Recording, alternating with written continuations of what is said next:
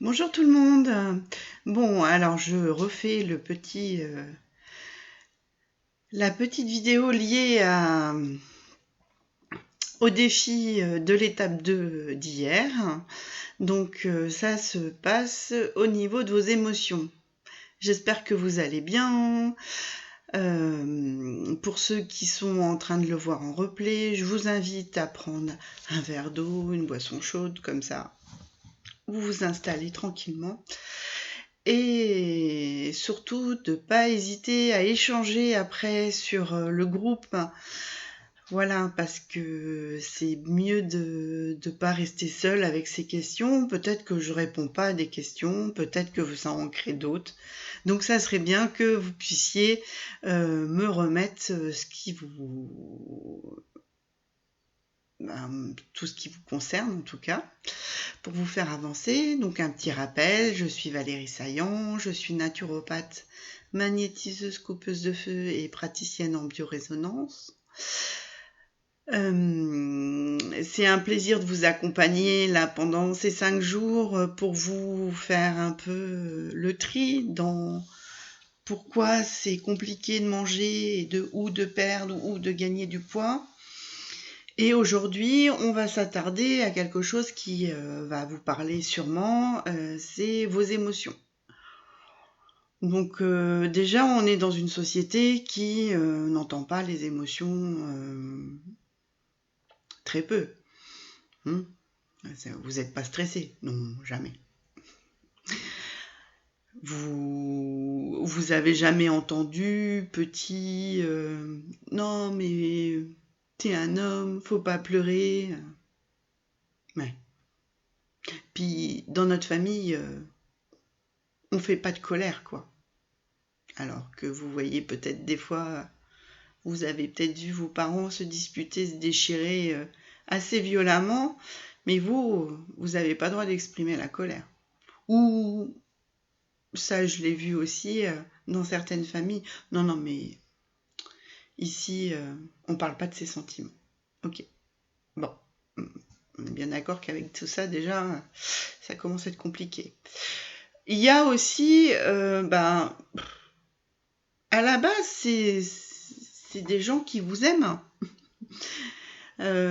qui n'ont pas su faire parce qu'on ne leur a pas montré et que eux non plus ne savent sûrement pas montrer leurs sentiments.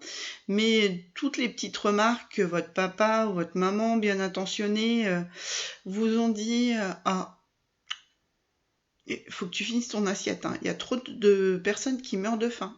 Ouais, ok. Non mais t'as vu là? On dirait que t'as un petit bourrelet, hein? Sympa. Ou après, c'est pas forcément les parents, c'est l'école, la société en général. Vous êtes trop gros, vous êtes trop mince, il y a toujours quelque chose qui ne va pas. Mais en attendant, ça, c'est ce qu'on appelle les croyances qui vont se mettre en vous au quotidien. Donc, ça va être compliqué de les identifier si, pour vous, c'est quelque chose d'une routine. Maintenant, vous vous y faites plus attention, mais en attendant, tout ça, ça vient vous faire une incidence sur vous, sur comment vous mangez. Déjà, est-ce que ça vous arrive de manger après une dispute, après une frustration, que ça soit vous par rapport à quelqu'un d'autre ou un travail que vous n'arrivez pas à faire ou en tant que maman, des fois, ils sont 4. Il y a des fois, on est dépassé, quoi. On est à droite, à gauche, et puis on essaye de faire au mieux pour qu'ils soient heureux et que ça peut amener de la frustration. Et c'est humain, vous avez le droit. C'est pas ça qui est défendu. Il n'y a rien qui est défendu. C'est justement, toutes ces émotions qu'on n'exprime pas, ou elles finissent par s'imprimer dans le corps. Vous allez me dire, qu'est-ce que tu dis? Oui, tout à fait. Moi, je vois régulièrement des gens qui était frustré, qui avait de la colère, mais comme ça ne se fait pas. Oui, ça se fait pas d'aller prendre son voisin, de lui taper dessus parce qu'on est en colère. On est d'accord. Je suis d'accord avec vous. Quoique des fois, on en a quand même envie. Je plaisante. En tout cas, il existe des outils pour vous accompagner dans ces émotions.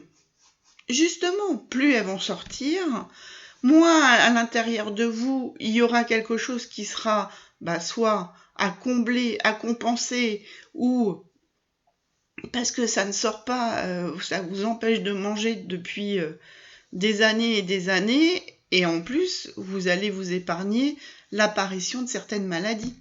Eh oui, le cancer, entre autres. Non, pas chez vous. Des maladies auto-immunes, parce que c'est saturation. Quand on a trop d'émotions à l'intérieur de soi, on va finir par lâcher l'affaire. On appuie sur le bouton autodestruction, on s'en aperçoit même pas, et la maladie auto-immune, c'est ça. Donc, sur différents points, mais elle va toujours avoir une incidence. En plus, vous avez tous entendu, des fois, il y a des expressions. Quand on est amoureux, on se nourrit d'eau fraîche et d'amour, d'amour et d'eau fraîche.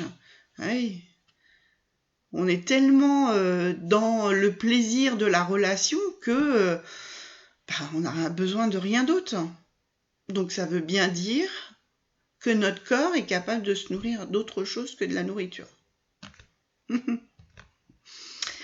La notion de plaisir. Parce que si vous mangez plus par frustration et par compensation ou par utilité ou parce que faut bien qu'on mange quoi. Comme on va faire le plein de la voiture. Non, vous êtes plus que ça. Déjà, dans tout ça, il y a gérer ses émotions. Vous allez, ceux qui sont inscrits sur le défi, vous allez en bas.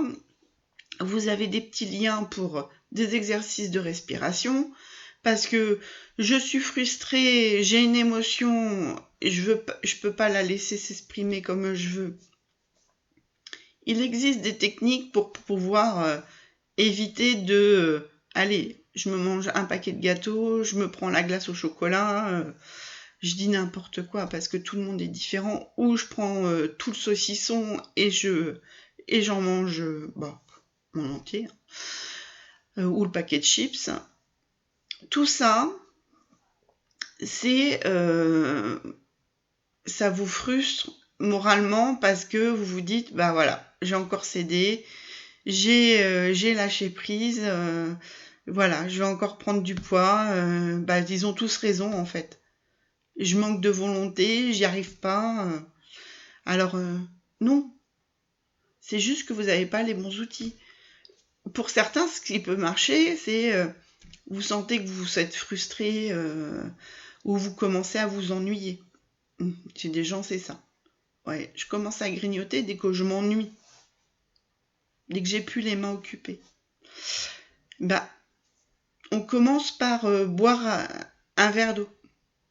C'est pas suffisant, on peut en boire 2, 3. Vous allez voir un moment, quand vous buvez des verres style comme ça, là, voyez, vous en buvez 3 comme ça, je peux dire qu'il n'y a pas de la place pour mettre autre chose. C'est aussi reconnaître que des fois, vous avez plus votre satiété avec les émotions.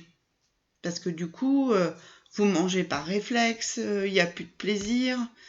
Donc, il y a des petits outils qui marchent très bien. Donc, vous avez la respiration, je vous ai mis une technique d'ancrage.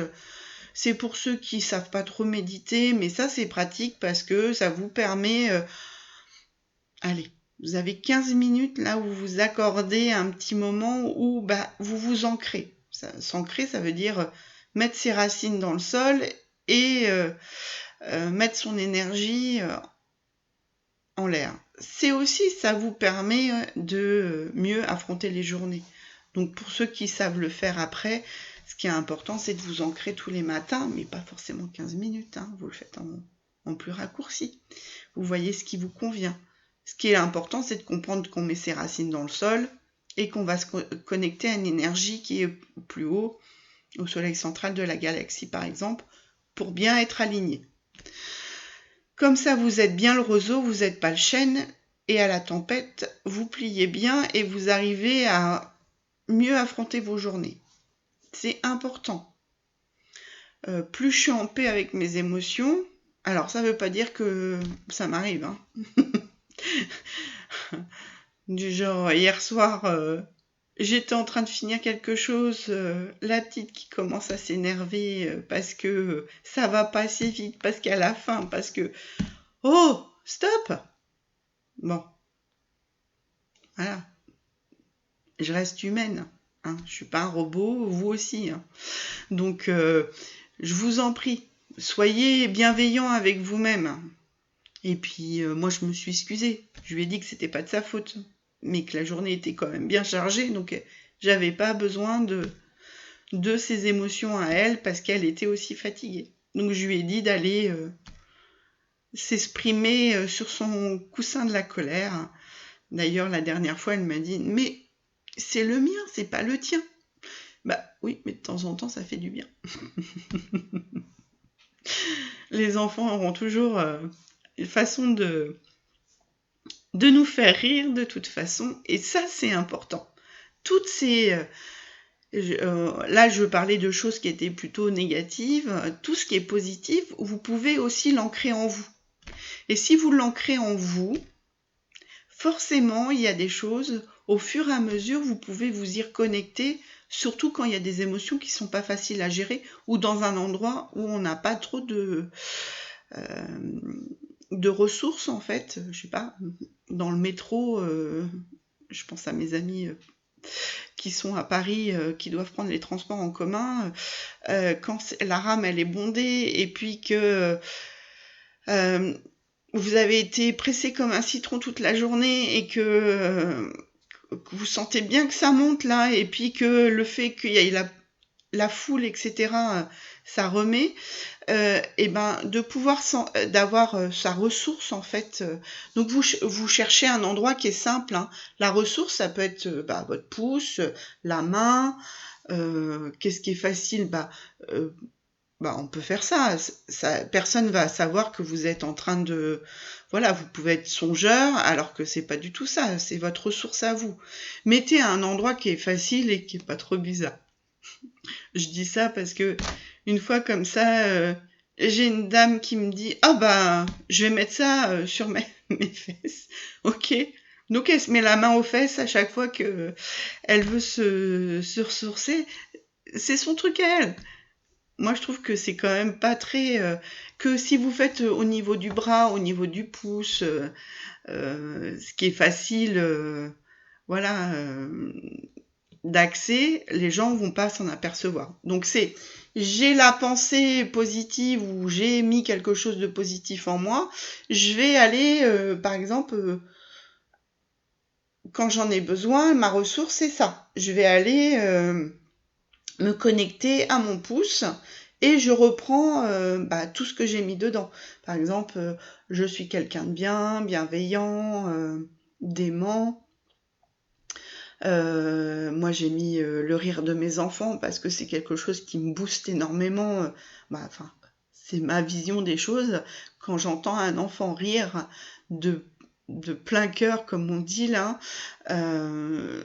honnêtement... Le temps s'arrête, quoi. Il n'y a plus rien qui est grave. C'est tellement du bonheur en barre que forcément, si je me connecte à ça, je suis repartie pour affronter n'importe quoi.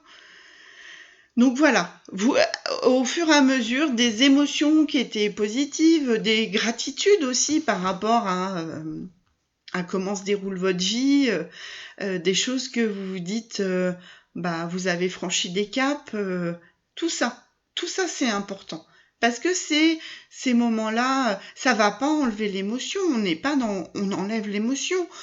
L'émotion, elle est normale d'être ressentie, c'est juste pour que vous ayez un capital qui va venir dire, ok, là, je suis super en colère. Déjà, de comprendre pourquoi je suis en colère. Je suis en colère parce que ma journée a été fatigante. Ouais, ok. Mais qu'est-ce qui t'a mis en colère dans cette fatigue? C'est parce que t'as pas géré, parce que t'es pas content de toi, parce que t'as pas avancé comme tu voudrais, ou c'est parce que tes collègues t'ont montré du doigt, t'ont fait sentir que t'étais moins que rien. Hmm. On est d'accord que c'est pas la même colère. Oui, on peut pas être partout, on peut pas. Je suis frustrée parce qu'aujourd'hui, par exemple, moi, ça m'arrive, j'ai des gens en soins, ça fait déjà un moment qu'on travaille ensemble, et puis on a l'impression que ça n'avance pas parce qu'ils n'arrivent pas à le voir, et c'est pas de leur faute, hein. Je dis pas ça, mais c'est que du coup, on fait encore une répétition et on se demande si un jour ils vont arriver à mettre en conscience la problématique pour pouvoir avancer. Que ça soit des émotions ou que ça soit d'autres choses, mais c'est important. Si vous identifiez vos émotions, si vous les mangez pas, si vous arrivez à les exprimer, alors des fois, ça va être écrire. Si c'est une personne qui vous blesse à répétition, je sais pas, votre mari, non. Votre femme, bah, ça arrive, hein. Mais ça peut être votre patron, ça peut être votre mère qui est toxique, intrusive, etc. et que vous en avez marre. Honnêtement, c'est normal. Eh ben, vous écrivez tout ce qui vous convient pas, parce que ça décharge en fait énormément. Bien sûr, vous n'allez pas l'envoyer cette lettre. On est d'accord, on n'est pas là pour se fâcher avec le monde. Mais vous voulez plus porter, parce que en fait, ces gens qui sont tout le temps sur vous, ben, ils cherchent juste un défouloir. Et ben, eux, ils se défoulent. Et vous, ben, parce que vous êtes bienveillant, parce que vous êtes aimant, vous dites, bon, je vais pas me décharger quand même tout le temps. Je vais pas faire la même chose, quoi. Je vais pas me décharger sur mes enfants ou sur mon mari, quoi. Oui, mais en attendant, le garder, c'est pas ça non plus. Donc du coup, vous écrivez. Une fois que c'est fait, vous lisez à voix haute et vous la brûlez. C'est pas suffisant, la semaine d'après, je sais pas, un coup de fil, un truc qui... Ok, vous recommencez. Jusqu'à temps que celui-là, c'est bon. Il a récupéré toutes ses affaires, comme dit l'autre. Il a récupéré toutes ses mémoires de ce qu'il vous a envoyé. Et une fois que vous avez fait bien le vide, bah, c'est de remplir avec votre, vous savez, votre pouce ou votre bras là, avec des bonnes énergies. Parce que, ok, le sac à dos il était chargé, on a tout vidé. Maintenant, faut remplir parce que l'univers il supporte pas le vide. Vous non plus d'ailleurs. Sinon, pour certains ou certaines, vous prendriez pas de poids. Plus vous êtes vide de quelque chose, plus c'est le poids c'est les kilos qui vont venir là. Et c'est pas une histoire de manger, c'est vraiment une histoire de, bah, on remplit différentes choses. Donc voilà. Donc là, vous avez plein de petits outils. Vous avez la respiration, vous avez le verre d'eau, vous avez l'écriture, mais aussi marcher. Et des fois aussi, c'est manger en conscience, marcher en conscience. C'est-à-dire, c'est moi aussi, des fois on me dit lâche prise. Et qui dit je lâche prise de quoi? Si je lâche la corde, je tombe. Bah, des fois, il vaut mieux tomber, c'est vrai. En fait, c'est accepter certaines choses. Manger en conscience, ça veut dire, bah, là, à l'instant où je mets quelque chose dans ma bouche, on prend l'exemple, j'ai mon thé.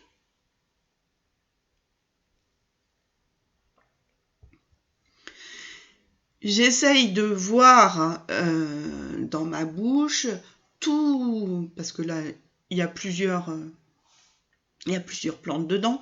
Donc, j'essaye de ressentir toutes les plantes qu'il y a dedans. Toutes les saveurs. Qu'est-ce que ça m'indique? Qu'est-ce que ça me rappelle? Parce qu'il faut à la base, pas oublier que les repas, normalement, sont un moment de partage. Et pas de va-vite, hop, vas-y, faut que je nourris la bête, et puis que c'est bon. Bon, je le dis en rigolant, mais après, il y a des jours où vous mangerez comme ça. Ok, c'est ok. Mais essayez de, au moins dans la semaine, de prendre 1, 2, allez, ce qui serait bien, c'est au moins 4 repas sur les 7 jours, en conscience. C'est quand même bien. Et puis si ça arrivait plus, bravo. Et puis, dites-vous bravo. Parce que c'est pas évident. C'est comme toutes les choses que je vous ai mis. Dans la respiration, il y a de la cohérence cardiaque. La cohérence cardiaque, c'est super efficace pour libérer le stress, mais aussi parce que comme vous massez vos organes, bah du coup, vous avez moins faim. Vous êtes plus tranquille.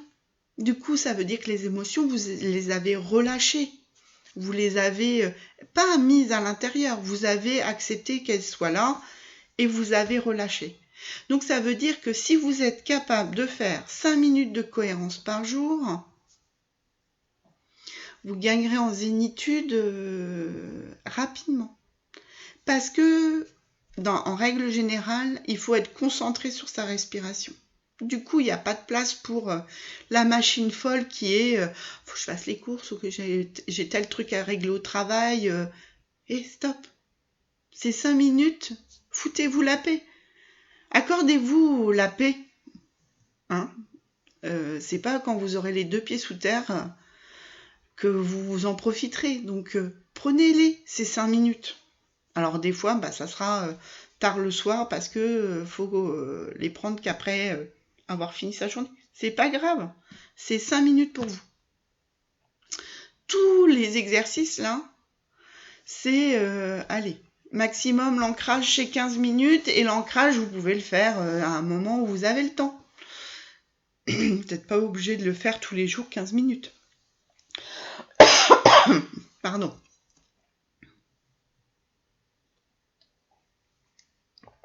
Donc, je vous donne rendez-vous dans bientôt, en fait,